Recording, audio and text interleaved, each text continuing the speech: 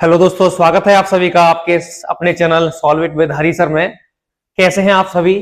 उम्मीद करता हूं आप सब बहुत अच्छे होंगे, स्वस्थ होंगे और अपना ध्यान रख रहे होंगे। आपकी तैयारी भी बड़ी अच्छे तरीके से चल रही होगी, आई होप। हम यहाँ पे एनसीईआरटी की ये 10th क्लास की मैथमेटिक्स को कवर कर रहे थे, जैसा कि हमारे सीरीज में चल रहा है। एक्सरसाइज हमारी चल रही थी 3.1 और 3.1 का हम थर्ड क्वेश्चन आज यहाँ पे सॉल्व करने वाले हैं। थर्ड क्वेश्चन में है क्या?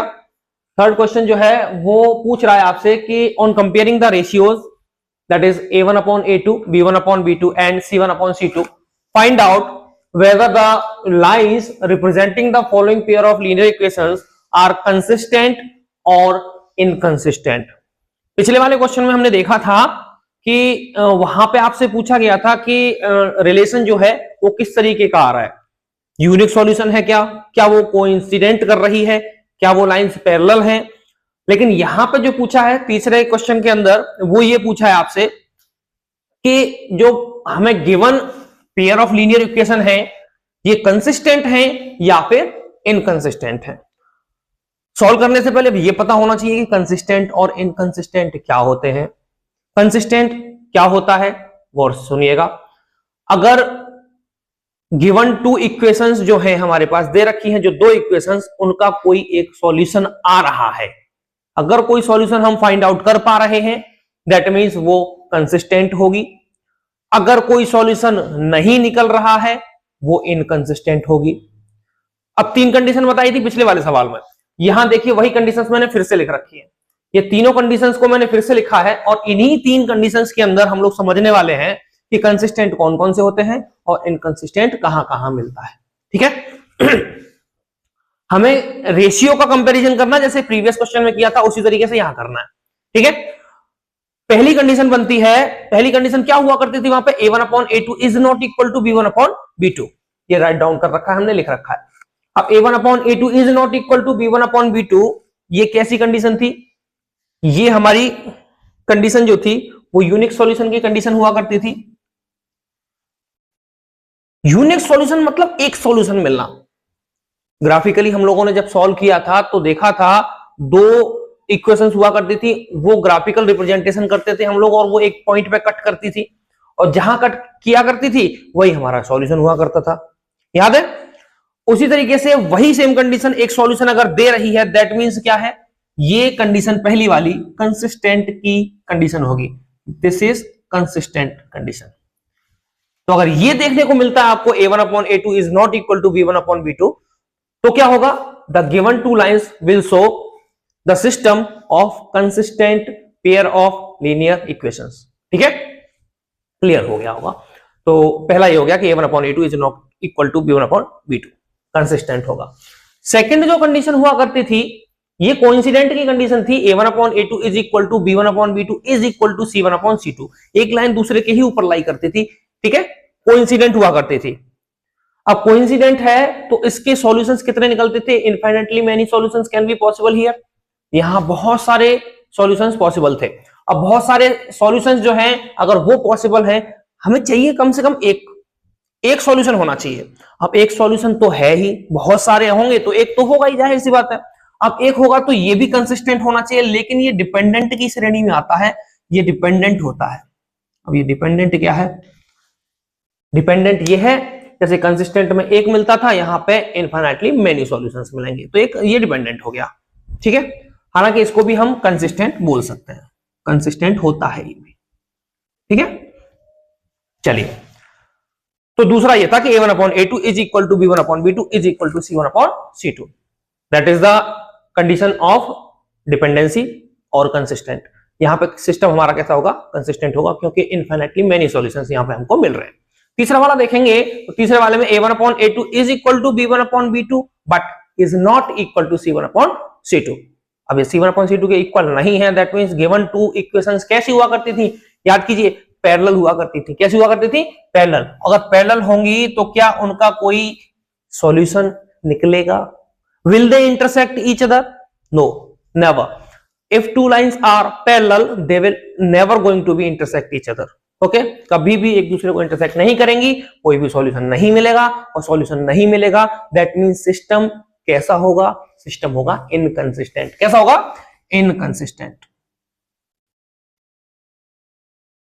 ओके, तो ये तीन कंडीशन थी। तीनों कंडीशन जो पहली वाली थी उन्हीं से हमने रेफरेंस लेके बता दिया कि कहां कहां पे सिस्टम कंसिस्टेंट होगा और कहां कहां इनकंसिस्टेंट होगा। यहां देखने पे हमको दिख रहा है कि दो कंडीशन ऐसी मिल रही हैं जहां पे सिस्टम कंसिस्टेंट है और एक कंडीशन ऐसी है जहां पे इनकंसिस्टेंट है। चलिए पहले क्वेश्चन की तरफ हम लोग मूव करेंगे।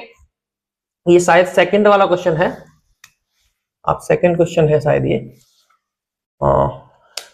लेट मी चेक, ये सेकंड है या फर्स्ट है, मैं जरा देखता हूं अभी बुक में। एक मिनट दीजिए।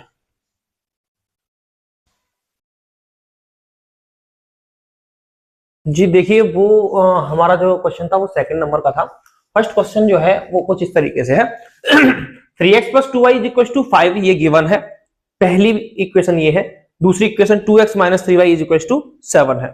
यहां से आपको काम क्या करना है? यहां से आपको जैसे प्रीवियस क्वेश्चंस में किया था वैसे ही आपको a1 a2 b1 b2 c1 c2 निकालना होगा with the help of comparing it with standard equation. Standard equation क्या होती है भाई? स्टैंडर्ड इक्वेशन क्या है? स्टैंडर्ड इक्वेशन वो होती है हमारी ax² + bx + c। इधर देखेंगे तो इसको मैं लिख रहा हूं 3x + 2y - 5 = 0। जरा कंपेयर करिए इसके साथ। ऑन कंपेयरिंग क्या मिलेगा? a1 3 b1 2 c1 -5। क्लियर? अब ये जो सेकंड वाली इक्वेशन है इसको भी हम इसी फॉर्म में लिखते हैं, ax² + bx + c की फॉर्म में। यहां से हम लोग निकालेंगे तो ऑन कंपेयरिंग हमें क्या मिलता है? ऑन कंपेयरिंग a2 हमारा 2 हो जाएगा, b2 हमारा -3 होगा, c2 हमारा -7 होने वाला है। तो ये चीजें निकाल ली कंपेयर करके हमने, कोफिशिएंट्स निकाल लिए x² के और x के और कांस्टेंट को भी साथ में निकाल लिया। ठीक है, अब जरा रेशियो देख लो जरा। हाँ, ratio of coefficient, ratio of coefficients क्या आ रहा है? a1/a2 निकाल रहा हूं मैं पहले। a1/a2 कितना आएगा? 3/2। a1 की वैल्यू 3 है, a2 की वैल्यू 2 है, 3/2 आ गया। b1/b2 कितना आएगा भाई? जरा b1/b2 निकालें तो b1 हमारा 2 है, b2 हमारा -3 है। b1 2 है और b2 -3 है। ओके, और लास्ट में c1/c2 निकाला जाए, -5/-7। जरा आप मुझे बताइए क्या a1/a2 = b1/b2 है या नहीं है? मुझे नहीं दिख रहा क्योंकि यहाँ 3/2 है और यहाँ 2/-3 है। तो नीचे क्या लिखेंगे? Here a1/a2 is not equal to b1/b2। तो ये कंडीशन किसकी होती है? ये यूनिक सॉल्यूशन की कंडीशन होती है। किसकी कंडीशन है? यूनिक सॉल्यूशन की। ठीक है, इंटरसेक्टिंग की कंडीशन होती है। Two graph will be intersecting each other. Unique solution होगा, इंटरसेक्ट करेगा तो सिस्टम कैसा होगा? देखिए उधर, कंसिस्टेंट। कैसा होगा? कंसिस्टेंट। यहां लिखेंगे there will be a unique solution for the given equations. अब गिवन इक्वेशन के लिए यूनिक सॉल्यूशन है, दैट मींस क्या है? So system will be consistent. कैसा होगा? कंसिस्टेंट होगा। तो पहला इक्वेशन इस तरीके, हमने पहला क्वेश्चन जो था वो इस तरीके से सॉल्व किया। कंपेयर करना है स्टैंडर्ड इक्वेशन के साथ a1 b1 c1। Similarly second equation को भी कंपेयर करेंगे a2 b2 और c2। ये वैल्यूज फाइंड आउट करनी है।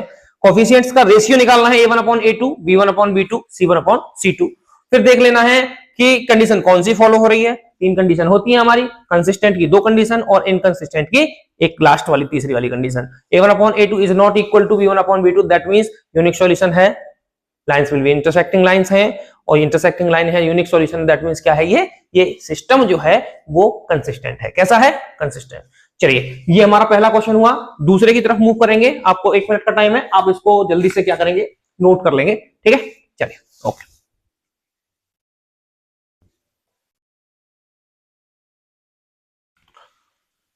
चलिए हम सेकंड क्वेश्चन की तरफ मूव करते हैं। अब फर्स्ट क्वेश्चन हमारा हो गया था। सेकंड क्वेश्चन में क्या है? अगेन वही सब करना है। दो इक्वेशन दे रखी है हमको, 2x - 3y = 8, 4x - 6y = 9।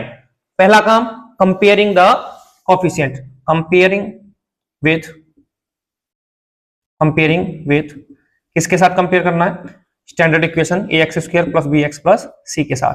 a1 कितना निकलेगा भाई 2, देखिए a1, b1 कितना है -3, c1 कितना है, ये इधर आ जाएगा -8, ओके।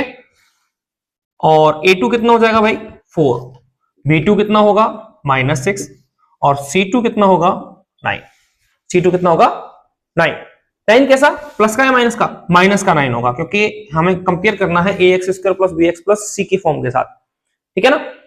तो यहां से जरा रेशियो ऑफ कोफिशिएंट निकालिए, रेशियो ऑफ कोफिशिएंट्स कैसे निकलेगा, कोफिशिएंट्स a1 अपॉन a2 निकालो, कितना आया a1 अपॉन a2, a1 है 2, a2 है 4, सॉल्व आउट करेंगे 1/2। सिमिलरली b1 अपॉन b2 निकालिए, -3 अपॉन -6, ये भी 1/2 होगा, माइनस से माइनस कैंसिल आउट होगा और 3 से 6 हमारा जो है वो 2 टाइम्स कट जाएगा। c1 अपॉन c2 निकालेंगे तो c1 upon c2 is equal to -8 upon -9, फिर से माइनस माइनस जाएगा और 8/9 मिलेगा, ओके। मुझे दिखाई दे रहा है यहाँ पे कि a1 upon a2 is equal to b1 upon b2 है, लेकिन जो c1 अपॉन c2 है वो इक्वल नहीं है, और वो अगर इक्वल नहीं है तो कौन सी कंडीशन बनेगी, तीसरी वाली कंडीशन बनेगी, पैरेलल लाइंस की कंडीशन बनेगी। और पैरेलल लाइंस की कंडीशन क्या कंसिस्टेंट होती है, नो, नहीं होती है ना। जब यूनिक सॉल्यूशन, कोई भी सॉल्यूशन नहीं मिल रहा है, दो लाइन पैरेलल है, क्या कभी कट करेंगी, नहीं कट करेंगी, कट नहीं करेंगी, कोई सॉल्यूशन नहीं मिलेगा, कोई सॉल्यूशन नहीं मिलेगा तो सिस्टम कैसा होगा, इनकंसिस्टेंट। नीचे लिखिए a1 upon a2 is equal to b1 upon b2 is not equal to c1 upon c2। नीचे लिख देना system will be inconsistent, okay, system will be inconsistent. क्यों हो रहा है, पैरेलल की कंडीशन मिल रही है भाई साहब, और पैरेलल की कंडीशन कैसी होती है, अरे भाई सॉल्यूशन मिलेगा ही नहीं, सॉल्यूशन नहीं मिलेगा तो कैसा होगा, इनकंसिस्टेंट। कैसा होगा, इनकंसिस्टेंट। इसको नोट करिए, तीसरे क्वेश्चन पे चलेंगे अभी, ठीक है।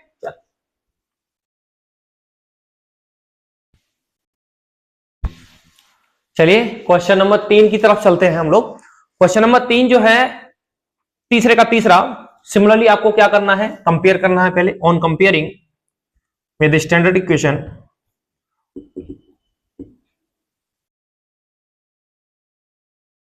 क्या मिलेगा भाई, a1 3/2 हो जाएगा, b1 5/3 होगा, c1 -7। ये माइनस पता है ना कैसे आ रहा है, ये 7 प्लस का था, इधर लेंगे हम बराबर के दूसरी साइड लेके जाएंगे, माइनस का हो जाएगा। और स्टैंडर्ड इक्वेशन तो आपको पता होगी ही, स्टैंडर्ड इक्वेशन होती है ax square plus bx plus c बराबर 0। इसके साथ कंपेयर करना है, इसके साथ कंपेयर करना है, abc की वैल्यूज निकाल देना।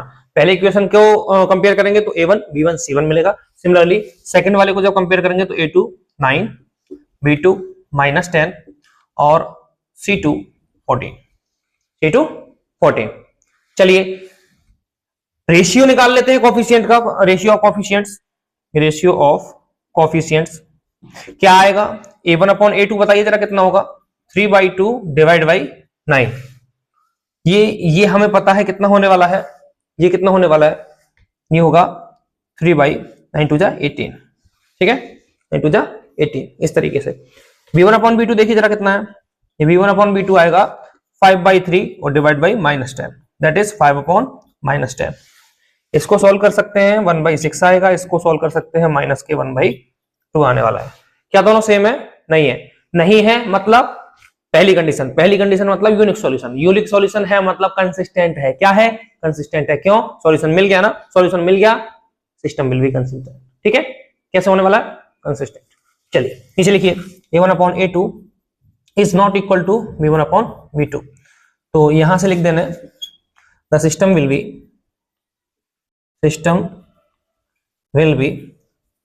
कंसिस्टेंट, ठीक है, सिस्टम विल बी कंसिस्टेंट। इसी तरीके से हम लोग आगे वाला सवाल भी करने वाले हैं, ठीक है, तो आप इसको नोट करिए फिर हम आगे मूव करेंगे।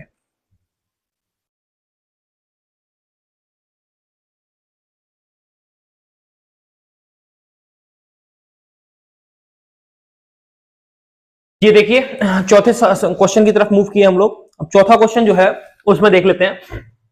इक्वेशन है 5x - 3y = 11 -10x + 6y = -22, okay. इसमें हम देख लेते हैं, पहले हम कंपेयर करेंगे a1 b1 C1 निकालेंगे, A2 B2 C2 निकालेंगे। On comparing with ax square plus bx plus c is equal to 0, इससे कंपेयर किया तो फर्स्ट वाली इक्वेशन क्या देगी, a1 is equal to 5, b1 is equal to -3 and c1 is equal to -11। Second वाली क्या देगी, a2 is equal to -10, b2 is equal to 6 और c2 इज इक्वल टू 22। ये साइन अपोजिट इसलिए हो गई, ये इधर आएंगे, 11 माइनस का हो जाना, 22 जो है वो प्लस का हो जाएगा। ठीक है, यहां से रेशियो ऑफ कोफिशिएंट्स निकालिए।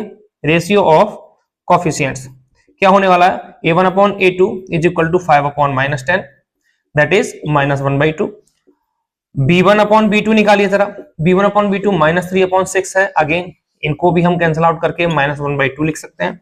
सिमिलरली c1 अपॉन c2 को निकालेंगे तो -11 अपॉन 22, ये भी -1/2। आप देख पा रहे हैं कि तीनों ही रेशियोज जो हैं वो कैसे हैं, बराबर है, और तीनों ही बराबर होते हैं तो क्या बनता है हमारा, तो हमारी सेकंड वाली इक्वेशन जो कंडीशन है वो सेकंड वाली बनती है। सेकंड वाली क्या कंडीशन बन रही है, सेकंड वाली है a1 upon a2 is equal to b1 upon b2 is equal to c1 upon c2। ठीक है, इनफाइनाइटली मेनी सॉल्यूशंस। ठीक है, कोइंसिडेंट वाली कंडीशन। अब कोइंसिडेंट जो है वो कंडीशन है, मतलब एक से ज्यादा सॉल्यूशन है, मेनी सॉल्यूशंस हैं, सिस्टम विल बी कंसिस्टेंट। कैसा होगा, कंसिस्टेंट होगा भैया। क्यों, a1 upon a2 is equal to b1 upon b2 is equal to c1 upon c2। ठीक है, लिख देना here a1 upon a2 is equal to b1 upon b2 is equal to c1 upon c2। System will be consistent as it gives infinitely many solutions। ठीक है, okay, चलिए done. Fifth question की तरफ चलेंगे, उससे पहले 1 मिनट है आपके पास, नोट डाउन करिए।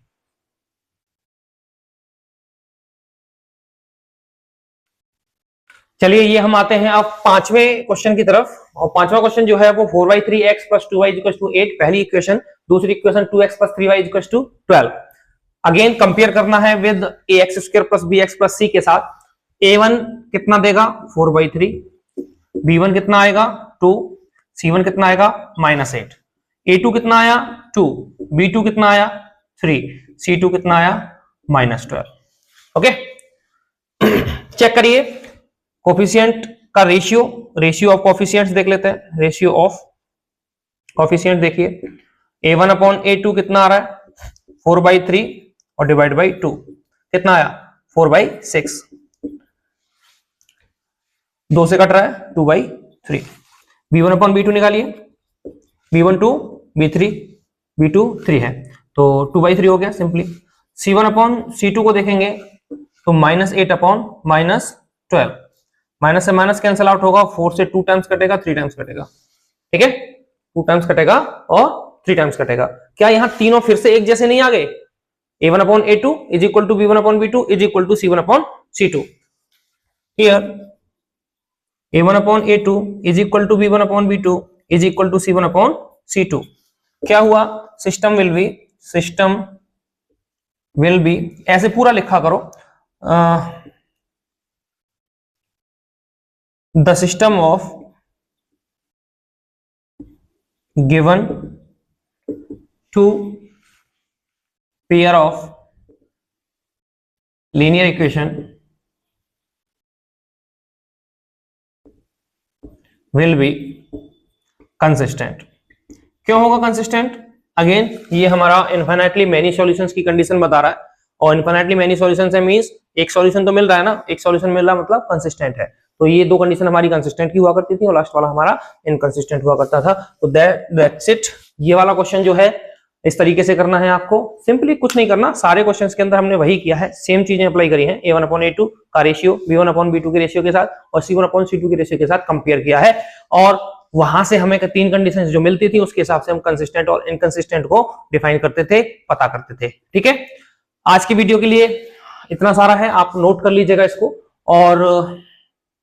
और कुछ आपको लग रहा है कि कुछ इंप्रूवमेंट हो सकता है तो प्लीज जरूर बताएं, कमेंट में अपनी राय जरूर दें, वीडियो को लाइक करें, अपना प्यार हमारे पे चैनल पे इस पे बरसाएं सब लोग, और चैनल को सब्सक्राइब करें, बेल आइकन को जरूर दबा दें, क्योंकि आपको डेली एक वीडियो आपसे मिलने वाला है। और डेली एक वीडियो मिलने का मतलब है कि आपका ये सारा सिलेबस हम लोग जल्दी से निपटाने वाले हैं, ठीक है। और कोई आपका सजेशन हो कमेंट बॉक्स में बताइए। और आज के लिए इतना ही रखते हैं। जय हिंद, जय भारत, वंदे मातरम।